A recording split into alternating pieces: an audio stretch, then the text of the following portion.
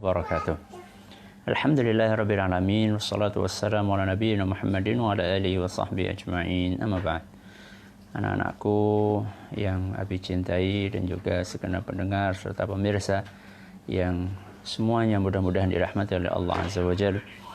Pada kesempatan yang berbahagia kali ini, bulan Ramadan, hari yang keberapa, Nak? 10. Hari yang ke-10, kita kembali melanjutkan kuliah subuh online dengan tema tips hidup bahagia. Dan seperti biasanya kita akan mengkaji kitab atau buku saku yang ditulis oleh Syekh Abdurrahman bin Nasir As-Sa'di rahimahullah, Al-Wasailul Mufidah lil Hayatis Sa'idah. Biasanya kita memakai buku ini, terjemahan yang ini, ya. Biasanya kita memakai terjemahan yang ini dengan judul 8 nasihat berharga meraih hidup bahagia. Namun mulai pagi hari ini insya Allah kita akan memakai yang terjemahan ini, ya, terjemahan yang ini. Alasannya apa? Alasannya karena terjemahan yang ini ada PDF-nya, ya, terjemahan yang ini ada PDF-nya, sehingga para pendengar atau para pemirsa yang ingin ikut menyimak itu bisa mendapatkan buku PDF-nya ini dengan cuma-cuma, ya. Saya nanti berharap kepada admin Facebook kami untuk bisa mengupload PDF-nya di halaman Facebook kami, sehingga nanti kalau ada orang yang membutuhkannya bisa mendapatkannya secara cuma-cuma. Terjemahan ini judulnya mungkin berbeda, ya. Di sini judulnya meraih hidup bahagia. Kalau yang di sini 8 nasihat berharga meraih hidup bahagia. Ini cuma pemilihan kata saja, ya. Di dalamnya juga mungkin ada beberapa perbedaan redaksi dalam terjemahan, tapi bukunya sama, aslinya sama. Ya, buku aslinya sama, yaitu Al-Wasailu Al-Mufidah lil Hayati As-Sa'idah. Nah, sekarang silahkan yang sudah pegang buku yang ini, yang baru, silahkan bisa dibuka di halaman 11, ya. Silahkan dibuka di halaman 11.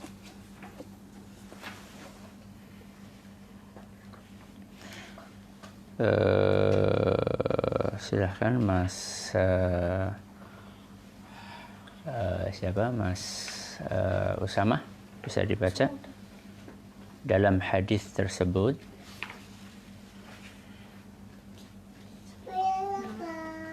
Dalam hadis tersebut Rasulullah SAW menggambarkan bahwa seorang mukmin akan berlipat-lipat kebaikan dan buah amalannya atas setiap apa yang dialaminya. Ya. Karena itu Anda akan mendapatkan 2 orang yang mengalami hal serupa, baik berupa kebaikan ataupun keburukan. Akan tetapi ada perbedaan yang besar di antara keduanya dan dalam menerimanya. Hal tersebut dapat terjadi karena berbedanya iman dan amal soleh pada keduanya. Bagus sekali. Jadi di sini Syekh Abdurrahman bin Nasir As-Sa'di rahimahullah ta'ala ingin menjelaskan bahwa 2 orang yang berbeda ketika mendapatkan ujian yang sama, hasilnya bisa berbeda. Padahal ujiannya apa? Sama. Ya, 2 orang yang berbeda mengalami ujian yang sama, hasilnya berbeda. Ya, dan ini bisa kita lihat dalam kehidupan sehari-hari kita.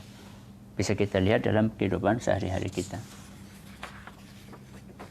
Ketika ada anak dikasih sangu 1.000 rupiah. Berapa? 1.000 rupiah. Si A dan si B. Apakah sikap A dan B itu mesti sama? Bisa jadi apa? Berbeda. Si A ketika dikasih 1.000 rupiah dia senang, berterima kasih, berbahagia, mengucapkan jazakumullahu khairan. Sedangkan si B ketika dikasih 1.000 rupiah apa? Dia mengeluh. Kok cuma 1.000 dapat apa? Teman saya dapat sangu 5.000. Padahal si A dan si B sama-sama dikasih berapa? 1.000. Jadi lihat bagaimana ujiannya sama, karunianya sama, tapi cara menyikapinya berbeda. Tentunya antara si A dan si B yang bagus yang mana? Si A. Ya. Kenapa bisa demikian? Mari kita akan lihat. Silahkan, Mas Abdullah. Yang pertama,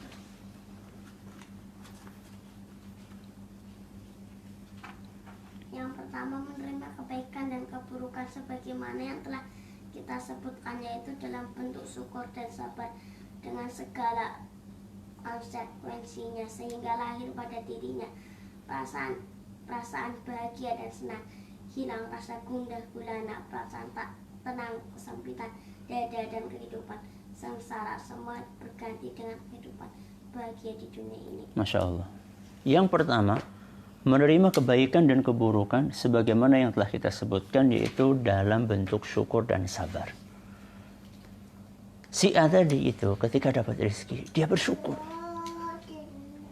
Sehingga apa? Sehingga hidupnya bahagia. Ya. Sekarang belum tentu si B ketika dikasih 10.000 pasti bahagia enggak? Belum tentu. Ketika dia dikasih 10.000, dia akan melihat siapa? Temannya yang dikasih 20.000. Bahagia enggak? Enggak. Ya. Si A walaupun dikasih cuma 1.000, dia tetap bahagia. Kenapa? Karena dia menghadapinya dengan syukur kepada Allah Azza wa Jalla. Sekarang nih seandainya nih. Di meja makan kita tadi ketika sahur itu tidak ada kecuali kurma 1 butir, air putih 1 gelas. Kira-kira sikapnya syukur apa ngeluh? Hah? Bener nih, besok kita coba. Hah? Syukur atau ngeluh? Kenapa mengeluh? Karena kita tidak melihat kepada orang yang lebih susah dibandingkan kita. Saudara-saudara kita di Suriah. Saudara-saudara di Suriah, di Palestina. Mereka bahkan kurma pun kadang-kadang nggak dapat apa-apa. Air minum, air bersih, itu mereka susah mendapatkannya. Ketika kita mengingat hal tersebut, maka kita bersyukur kepada Allah. Alhamdulillah kita masih punya kurma. Kita masih punya makanan yang bisa kita gunakan untuk bersahur atau berbuka. Baik. Selanjutnya, Mas Anjasya, sementara yang lain menerima kesenangan dengan sombong dan melampaui batas. Akhlaknya menyimpang sehingga dia menerima bagaikan hewan rakus yang kelaparan. Namun demikian hatinya tetap tidak tenang, bahkan gelisah dari berbagai sisi, dari sisi ketakutan akan hilangnya sesuatu yang dicintainya, dari banyaknya pertikaian yang biasanya tumbuh dari hal tersebut, dari sisi jiwanya yang tak puas-puasnya, bahkan menginginkan hal-hal lainnya yang mungkin dapat dia raih ataupun tidak, walaupun seandainya dapat diraih ataupun diraihnya ataupun tidak, itu pun akan mengakibatkan kegelisahan dari berbagai sisi yang telah disebutkan tadi. Subhanallah. Sementara yang lain menerima kesenangan dengan sombong dan melampaui batas. Ada orang dikasih sepeda. Dikasih apa? Sepeda. Dan sepedanya keren. Bukan sepeda biasa. Dari semua teman-temannya, sepeda dia yang paling bagus. Pasti bahagia? Pasti bahagia? Belum tentu. Kenapa? Ketika dia menerima karunia itu, dia sombong. Saya tanya, Abi tanya, sombong itu mendatangkan kebahagiaan atau kegelisahan? Kegelisahan. Sudah sombong, pelit. Kalau sepeda bagus, temannya mau pinjam gimana? Jangan, nanti rusak. Akhirnya teman-temannya menjauh. Dia main sendirian. Enak main sendirian? Enggak. Ya. Belum tentu orang yang mendapatkan karunia dia akan bahagia, belum tentu. Tergantung bagaimana sikap dia menerimanya. Ya. Kemudian sombong, pelit, rakus. Ketika orang dapat sepeda harganya 5 juta. Sepeda harganya berapa? 5 juta. Kira-kira dia puas, nggak pengen yang lebih mahal lagi? Rakus dia. Pengen yang lebih mahal lagi. Kenapa? Karena dia lihat temennya ada yang sepedanya harganya 20 juta. Waduh. Ketika dia punya sepeda 5 juta, seandainya dia mau melihat orang yang di bawahnya, yang punya sepeda harganya cuma berapa? 500 ribu itu pun second. Ya, sepeda bekas. Ya.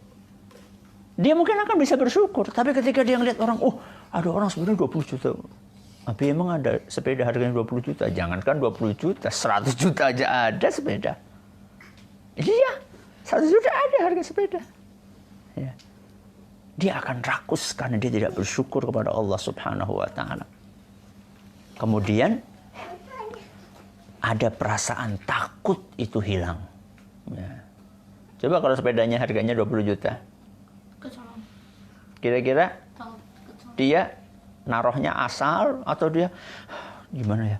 Cuma naruh di depan rumah saja ada perasaan jangan-jangan dicuri. Ya. Dan kalau seandainya betul-betul dicuri, perasaannya gimana? Hancur. Oh, hancur lebur. Ya. Berarti belum tentu orang yang mendapatkan karunia itu berbahagia kalau dia tidak bersyukur. Ya, Mas Abdurrahman. Adapun jika mendapatkan kesulitan, dia menerimanya dengan panik, ketakutan, dan tidak tenang. Jika demikian halnya, maka jangan tanya lagi bagaimana sempit kehidupannya. Banyak pikiran dan tegang, ketakutan yang dapat mengakibatkan kondisi lebih buruk dan lebih parah lagi.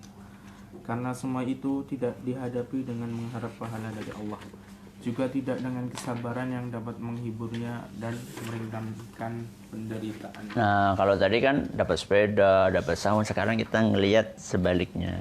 Tadi kan senang, sekarang kita apa? Susah. Begitu pula orang yang mendapatkan ujian berupa kesusahan. Ada orang yang bisa tenang, ada orang yang panik. Ya, ada orang yang panik. Ya, contoh misalnya, na'udzubillahi min dzalik, berhadapan dengan perampok. Dengan apa? Perampok. Na'udzubillahi min dzalik. Kalau orang yang beriman, dia cepat-cepat ingat kepada siapa? Allah. Dia mengucapkan la haula wala quwata illa billah. Apa artinya Mas Usama? Tidak ada daya dan upaya kecuali Tidak ada daya dan kekuatan kecuali hanya di tangan Allah Subhanahu wa Ta'ala. Ya, ingat Allah. Ini contoh.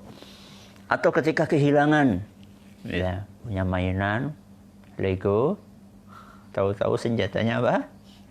Hilang. Ya. Kalau orang yang tidak beriman, maka dia akan marah. Saking marahnya akhirnya Lego yang ada di tangan dilemparkan. Ya. Dibuang. Akhirnya yang hilang nggak cuma satu. Akhirnya semuanya hilang. Panik dia ketika mendapatkan ujian-ujian seperti itu. Karena dia tidak punya modal kesabaran. Ya. Mas Abdullah tadi udah, Mas Anjasa ya? Mas Abdullah udah? Mas Uka. Semua itu dapat disaksikan lewat pengalaman. Satu contoh, jika Anda renungkan dan Anda kaitkan dengan realita yang ada, maka akan Anda dapatkan perbedaan yang besar antara seorang mukmin yang mengamalkan semua tuntutan keimanannya dengan mereka yang tak seperti itu. Hal itu karena agama menyeru manusia untuk qanaah, merasa cukup rezeki Allah dan semua yang dialami seorang hamba dari keutamaan dan karunia-Nya. yang bermacam-macam. Masya Allah. Ya. Tadi kan kita kasih contoh ya, si A, si B. Si A dikasih duit berapa tadi? 1.000. Si B bisa sampai 10.000. Kenapa si A bisa tetap bahagia? Karena dia mendapatkan karunia dari Allah berupa qanaah. Mas Abdullah, qanaah apa? Apa Mas Abdullah?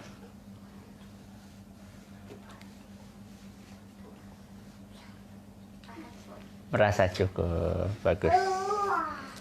Merasa apa? Cukup. Ya. Qanaah adalah merasa cukup. Ketika dapat 1.000 merasa cukup. Karena dengan 1.000 itu dia juga sudah bisa.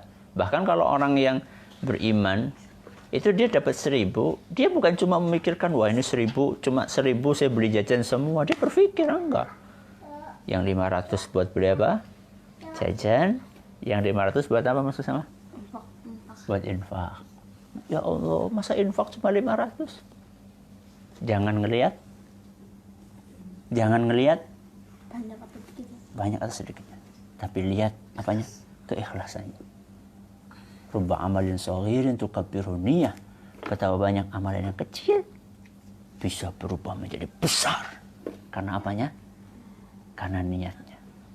Wa rubba amalin kabirin tusaghiru niyah. Dan betapa banyak amalan yang besar berubah menjadi apa? Kecil karena niatnya yang tidak tulus. Baik, lanjut. Siapa yang belum? Sudah semuanya ya. Coba sekarang Mas Anjasah. Seorang mukmin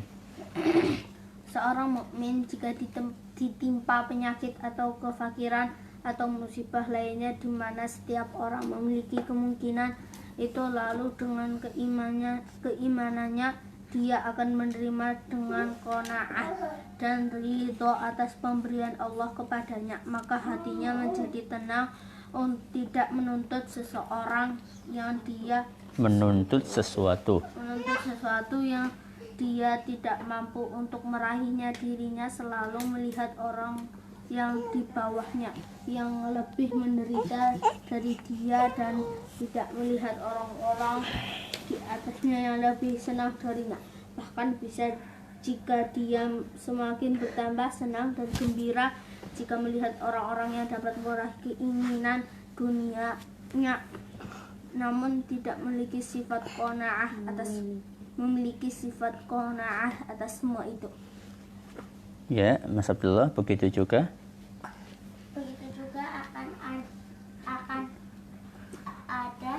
akan Anda dapatkan orang-orang yang tidak menjalankan nilai-nilai keimanan, kala mendapatkan cobaan seperti kefakiran atau luputnya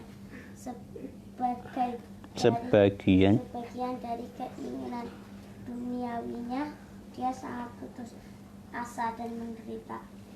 Ini contoh yang lain. Kalau misalnya kita ditimpa sakit, Insya Allah, semua dari kita itu punya peluang untuk apa? Untuk sakit. Baik sakit yang datang begitu, atau misalnya kita sakit jatuh misalnya. Yang namanya orang naik sepeda, jatuh mungkin atau tidak? Jatuh mungkin atau tidak? Mungkin. Namanya orang sakit, jatuh mungkin. Atau jatuh kemudian menyebabkan sakit, misalnya berdarah, mungkin sekali. Ya. Kalau orang yang beriman, ketika dia jatuh, dia akan ridho. Karena yang menakdirkan dia jatuh siapa, Mas Anjasah? Allah. Ya, jadi nggak usah perlu parah. Sekarang kalau misalnya kamu jatuh, ya, anak-anak jatuh, kira-kira kalau misalnya jatuh, apakah itu akan kalau kita nangis, marah-marah, nyala-nyalain orang, apakah kira-kira sakitnya akan hilang, Mas Abdullah? Enggak mengurangi apa? Sakit. Makanya kalau misalnya suatu saat kita diuji sama Allah Azza wa Jalla, kehilangan sesuatu atau terjatuh sehingga ada yang terluka, maka enggak usah kita marah-marah. Tapi bersikaplah dengan ridho.